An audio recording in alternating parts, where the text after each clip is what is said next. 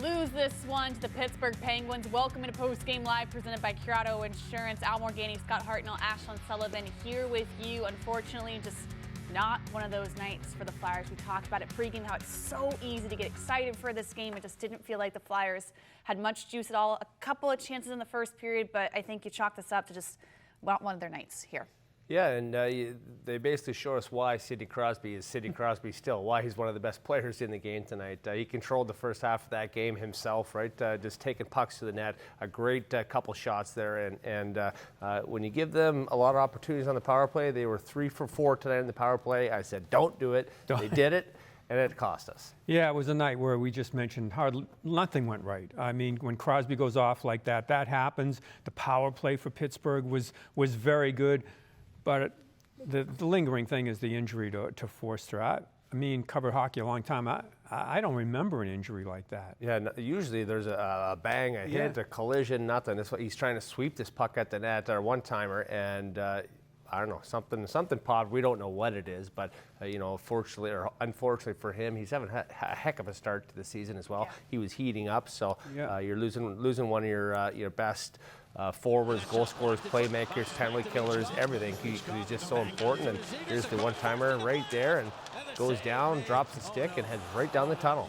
Yeah, right down the tunnel. You knew something was wrong. Zegras right away just took a look at him like, what happened? And it was an immediate reaction to go just leave the ice there. And that's the non-contact injuries are the ones you really think can be pretty devastating.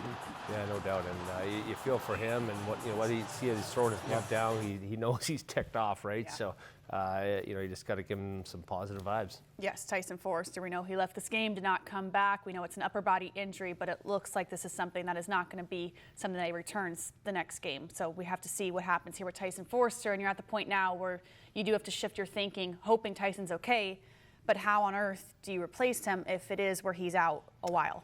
Well, yeah, you have to worry because he had the elbow surgery infection that from the World Championships.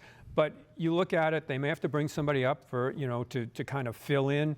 May do obviously some line juggling here to see what happens here. And that's a huge loss.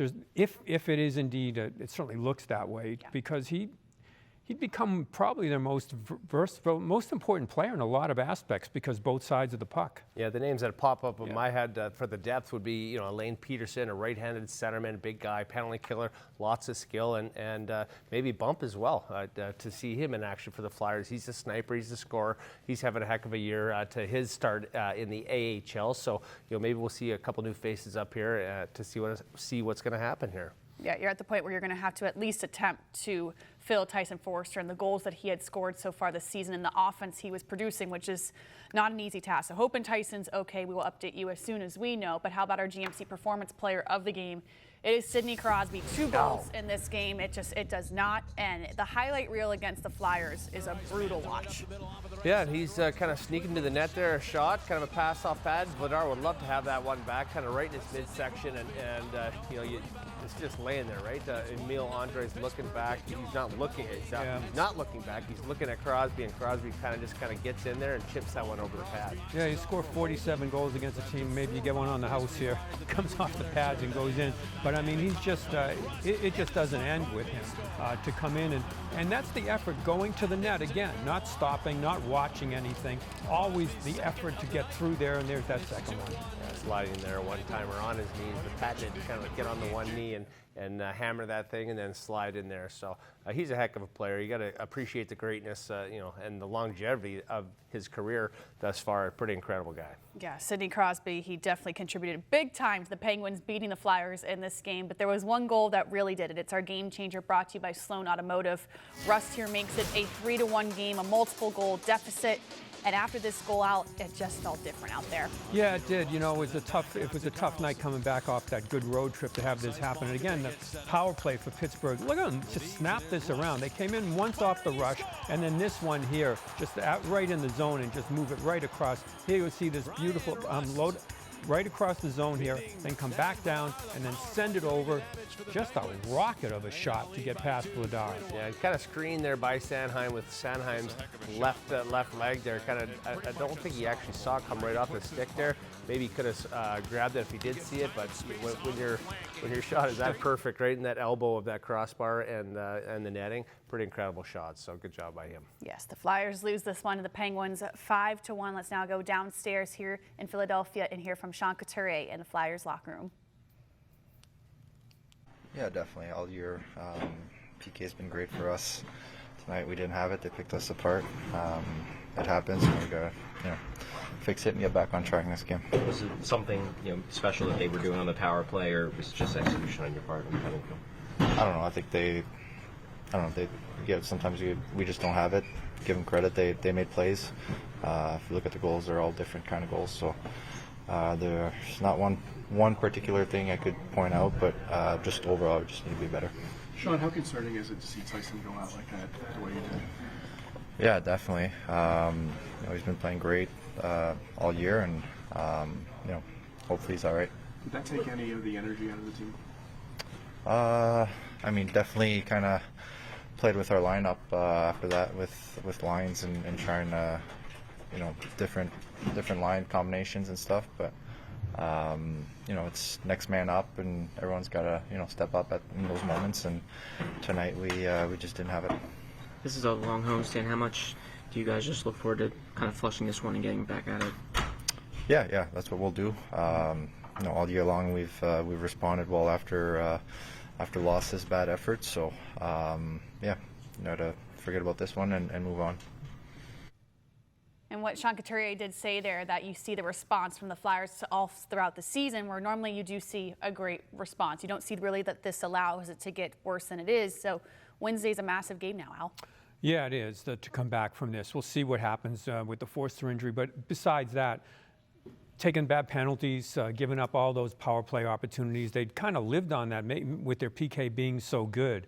So they'll certainly look when you admit it was really a subpar effort to come in here. And the type of penalties too, right? Coots' penalty, it's a holding 200 feet from your net, things like that. Those are the ones that you kind of get nipped on sometimes. And you look at the pre-scout, right? You're looking at the other team's power play. You look at the personnel that these guys have. Hey, they might be a little bit old, but man, they can still pass that puck around and bury it. So a good lesson to be learned here by the Flyers to play the right way, to not take these penalties. You'll kill one or two during a game. They had 4, and they were 3 for 4 tonight. Yeah. We are back with our electrifying moment, brought to you by our local tri-state Toyota dealers. The Flyers attempting to fight back in this game, but here you see it. This goal makes it a 4-1 game, and Scott, here you're thinking, all right, they've had a lot of great comebacks, so this one's going to be tough here tonight. Yeah, you're trying to block shots, do everything, and then you leave that guy right in the middle of the ice open, and kind of a neat little, kind of gets it, stops it, shoots that top corner. But this was a long penalty kill. The killers were really tired. Yeah, they were tired. All night long they had to kill penalties here, and kind of left alone right there in front. That sort of ended any sort of hope. The team has managed to come back time and again, but this really put the game out of reach. Yeah, you're every game when you're coming back that much in third period, you're playing with house money. So the Flyers are not able to get it done here tonight as they lose this one 5-1 to the Pittsburgh Penguins. Let's now go back downstairs to the Flyers locker room to hear from Noah Cates. Yeah, it sucks, seeing a teammate or anyone go down, and obviously just such an important part of our team, our core, just special teams, everything like that. So just kind of mess with our lineup and different lines and stuff like that. But everyone's got to be ready and ready to play with everyone and stick to our systems when things go kind of awry like that. So just kind of has to go back to the basics, get to the systems, and talk when you're on the ice with you guys. That's a team with a lot of power play pedigree. How much did you guys focus on trying to stay out of the box? It just seemed like that was maybe a big problem. Yeah, just kind of weird penalties in the second there, and just staying focused, when we do have our power plays and our chances, and then obviously when they get theirs, we got to stay focused and, not, let up or give them anything. And, they took kind of some space and, had some nice shots. So just got to learn from it and, get back to it from the start of the year. PK has been pretty good, so just got to get back to it in the details that got us to, be one of the best PKs in the league. No, go back.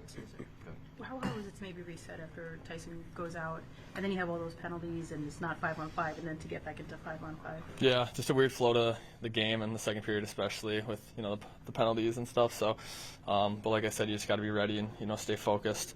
Whoever you're going with, just talk, be simple, stick to our structure. That's the biggest thing when things are you're with new guys or whatever, and different players. We all know each other and how each other plays. But if we stick to our systems, then kind of that success will build and breed momentum for us. No, you guys obviously had a busy week last week with the road trip. You only get the one day in between games. Did you think that there was an energy issue with regards to just the team guys being a little bit tired?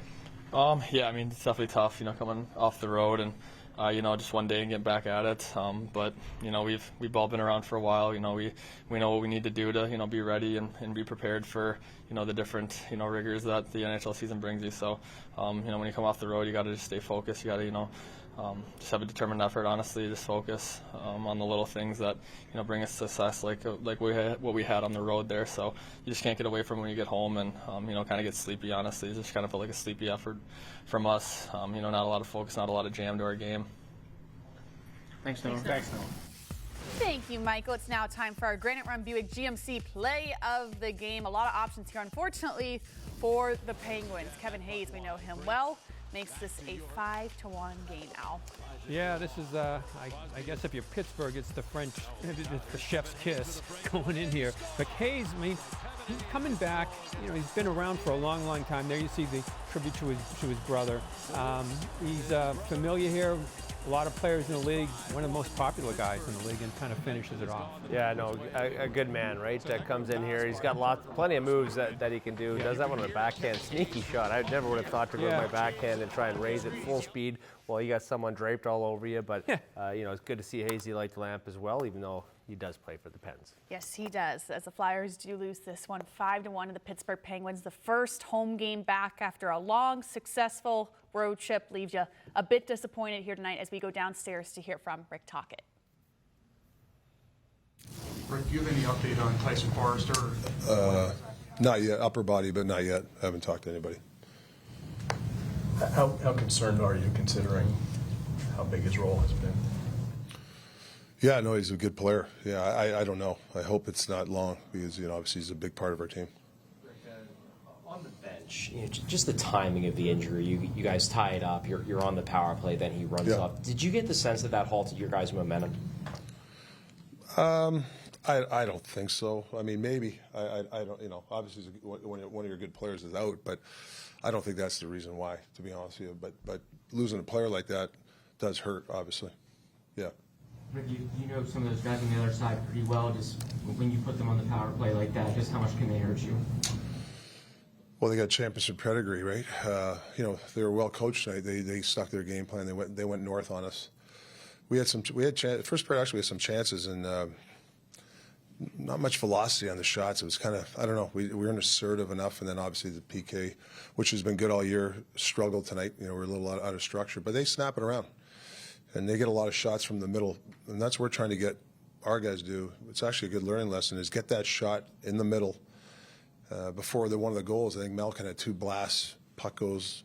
That's when you usually score power play goals, when you shoot it, retrievals, then teams get out of structure, and then they got the one in the slot, and then the other one, Sid got one because we cheated on one of them. So it's just one of those things that, we got to clean up the PK. I haven't really liked the structure of the PK the last 5 games. We've got lucky a little bit. Vladdy's been good, or Harrison.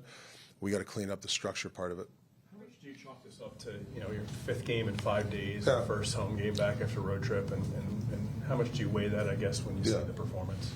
Well, you learn from your team, right? You could tell, as a coach in the morning. I'm trying to, we're trying as a staff to, you got to win tired though. A lot of teams play 5 and 8. So I can't use that excuse, but I understand guys are tired, but that's where you got to really dig in, stick to the game plan. Sometimes a neutral shift's okay. I just felt, we had a chunk of guys who weren't, I don't know, they just weren't in it tonight. Yeah,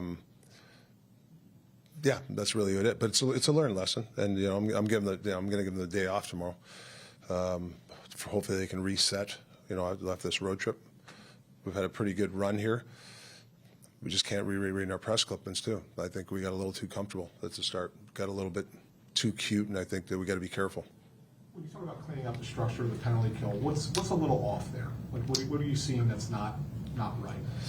Well, not understanding, like we've been running around lately. You know, we're diamond, aggressive diamond, and then we just got, you know, if you look at the goals after the shot, two guys ran out of position, opens up the middle, open twice. You know, those are killers. You know, if you give them the flanker shots, you can live with it. The one, I think, Russ flanker, you know, Sandy's got to get out there. That's his flex. You know, he was too backed in too much. He flexes out, takes the, you know, his job is to take the weak side away so Vladdy can see it. Things like that. But that's just, you know, maybe it's guys being tired, mentally tired. I don't know. Big statement there from Rick Tocchet that he hopes his team stops reading the press clipping, stops watching pre- and post-game live. We've been raving about this team and a disappointing performance here today. Scott, he mentioned, especially at the start of the game, that the players are playing too cute on the ice. What does that mean? Yeah, it's just not being hard, right? You got to make hard plays. You got to make hard passes, tape to tape. You know, cute ones, the saucer passes through two guys. They got turned over. You know, Michkov had a handful of them in that first period. I didn't like that start for him. He got going better as the game went on. But you know, when you John Tortorella would always say, "Don't let it get good to you when things are good," right? You got to stay humble. You got to stay, you know, down to earth. And you know, maybe he thought that the team was maybe a little bit too high on that good road trip they had. Yeah, Kate's mentioned, he said, what did he say, sleepy? And then he said, not enough jam, which is like what Peter Laviolette used to always say, have to play with jam. But that's why sometimes coaches after a win will come down heavy on a team because they don't want it to happen afterwards. So it's like after a win where they don't look that, because it kind of like, you play badly in a win, you get away with it, and you think you get away with things. It can slip, yeah, it can slip away, and then it kind of snowballs, right? As it gets, if you don't correct the things that are slipping, then next thing you know, you've lost 3-4 in a row because the coach hasn't kind of dialed everyone back. This is how we've been winning games the proper way. We're kind of getting a little lucky, getting away with some things, and today it was kind of a handful of that. Yeah, I was kind of hoping that you could see it coming because of that road trip to come home and being tired, playing so many games, but I was hoping the fact that Pittsburgh was here with Crosby and the crowd kind of being into it with that rivalry would kind of get them to overcome that, but it didn't work out that way. And that has so been the theme, Scott, so far this season, and was that there's an excuse to be tired. You see those penalties that Tocchet has bbeen drilling all season long definitely seem to come to a head in games like this. Yeah, the penalties will kill you, right? Especially the bad ones, and they just weren't sharp, right? The holding 200 feet from your net, you know, a high sticking one, and it's just kind of, it's frustrating for the bench, for the flow of the game, for the fans. You know, they get 2 on a power play. Why take another one when we're trying to get back in the game? So it just all kind of snowballed tonight for them. Yes, an unfortunate performance here for the Flyers as they lose to the Penguins 5-1, their first home game back.